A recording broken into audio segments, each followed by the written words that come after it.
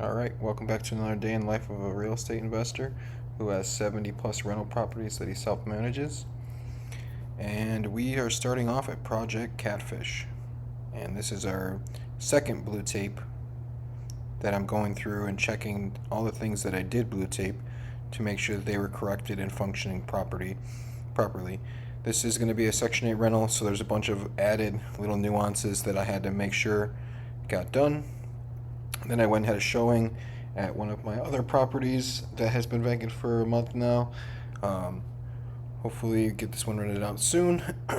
After that, I had to go to Home Depot to make some returns for stuff that we had bought that is extras. I always make sure I gather all this stuff and take care of it myself, because if you give it to somebody else, it just never ends up getting done. So, and this is Project Tiger. This one should be wrapped up here in the next couple days. Just coming over, doing like a pre-blue tape, see anything that catches my eye that needs to get done that might take some time, that's not something as simple as just a simple blue tape. Also, I've already got people asking for pictures and stuff, so I snapped a couple pictures to show. This is a Section 8 tenant that is moving, and so how Section 8 works, whenever a tenant moves, they have to do a tenant compliance.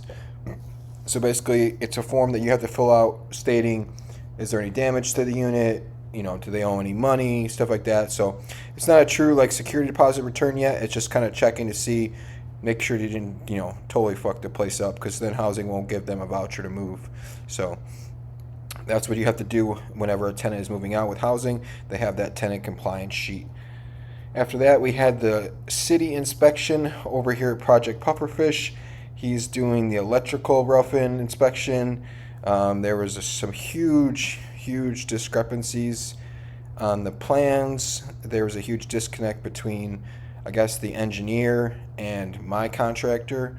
So when they went in and made the floor plan itself is actually what's wrong. So the electrician really did a good job.